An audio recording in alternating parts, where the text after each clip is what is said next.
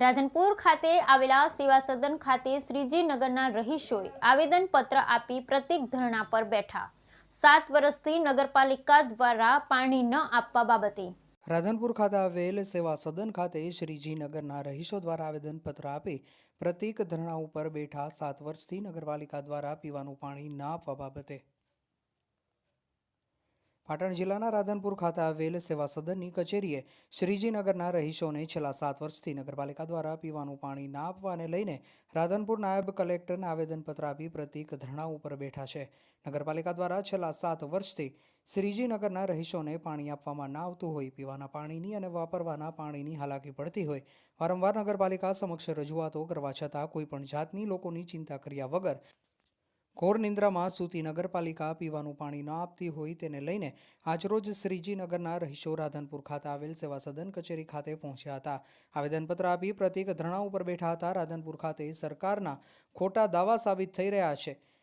જલ સે નલ યોજનાની વાત કરતી સરકાર આ પુરાવો લોકોને 7 વર્ષથી પીવાનું પાણી ન મળતું હોય, ન છૂટકે ગાંધી ચિંધ્યા માર્ગે લોકોને આંદોલન કરવાની ફરજ પડી હોય, નગરપાલિકાની બેદરકારીના કારણે લોકો પાણી વગર કરી રહ્યા છે। શ્રીજીનગરના રહીશો આ આંદોલનની અંદર રાધનપુર મહિલા શહેર કોંગ્રેસ પ્રમુખ જ્યોતિબેન જોશીએ પણ સમર્થન આપ્યું હતું અને લોકોને પીવાનું પાણી મળી રહે તેના માટે લોકોની સાથે રહી લડત કરવાની ખાતરી આપી હતી અને નગરપાલિકા પાણી આપે તેવી માંગણી પણ કરી હતી।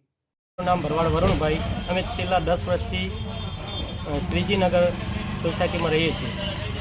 અમે છેલ્લા 10 વર્ષથી દરેક મામલતદારશ્રી, ધારાસભ્યશ્રી અને દરેક ઓફિસરોને પાણીની સમસ્યા વિશે નગરપાલિકામાં વારંવાર ધક્કા ખાધા છતાં પણ અમારો કોઈ પ્રશ્ન સાંભળતું નથી અને આજ દિન સુધી અમારે પાણી માટે ખૂબ જ તકલીફ પડે છે।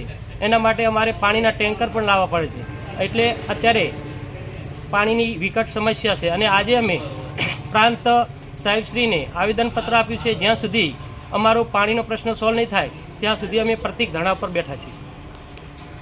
શ્રીજીનગરમાં રહીએ છીએ। હું પૂનમબેન બોલું છું। 10 વર્ષથી અમે રહીએ છીએ પણ અમને પાણીની સુવિધા નહીં।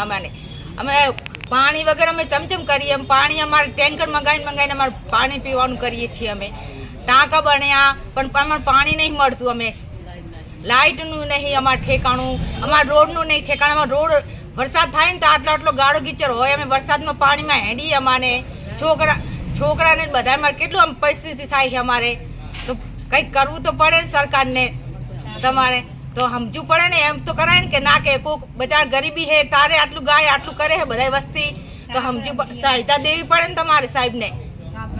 અમે સાપરામાં રહીએ છીએ, અમારે કેટલી પરિસ્થિતિ આવે છે। મારું નામ જ્યોતિબેનજી જોશી, જ્યોતિબેન ગણપતભાઈ જોશી। હું રાધનપુર મહિલા શહેર પ્રમુખ કોંગ્રેસ।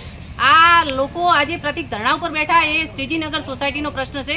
ત્યાં છેલ્લા 10 વર્ષથી લાઈનો નાખેલી છે પણ એ શોભાના ગાંઠિયા સમાન છે। લોકોને કનેક્શનો આપવામાં આવ્યા નથી, છતાં એમને પાણી અપાતું નથી કનેક્શનથી, તો એમના વેરા વસૂલવામાં આવે છે। આ લોકોએ ધારાસભ્યશ્રી, વહીવટદારશ્રી કે ચીફ ઓફિસરશ્રી બધે એમને અરજીઓ કરી, લેખિતમાં આપ્યું પણ કોઈ સાંભળવા તૈયાર નથી। આજે અમારી સાથે એક 75 વર્ષના માજી પણ જે પ્રતિક ધરણામાં બેઠા છે, તો તંત્ર માટે કેટલી શરમજનક વાત છે। અને આ પ્રતિક ધરણા અમે ત્યાં સુધી ચાલુ રાખશું જ્યાં સુધી અમને ન્યાય નહીં મળે। એક બાજુ 3 કરોડ ને 88 લાખ જે બાયપાસ આ લોકો પાસ કરી શકે છે અને જે લોકો વેરા ભરે છે એમને સુવિધાઓથી વંચિત રાખવામાં આવે છે, તો આ સરકાર કરવા બેઠી છે શું? નલ સે જલ યોજનાની વાતો કરે છે તો આ લોકો તો રાડો પાડી રહ્યા છે કે અમને પાણી મળતું નથી, પીવાનું પણ પાણી મળતું નથી। તો નલ સે જલ યોજના ગઈ ક્યાં? એમના ઘરોમાં ગઈ। અને આ લોકોને ન્યાય નહીં મળે ત્યાં સુધી અમે અહીંયા બેસી રહીશું અને આમાંથી કોઈ પણને કંઈ પણ થયું તો આની જવાબદાર નગરપાલિકા અને કલેક્ટર શ્રી રહેશે।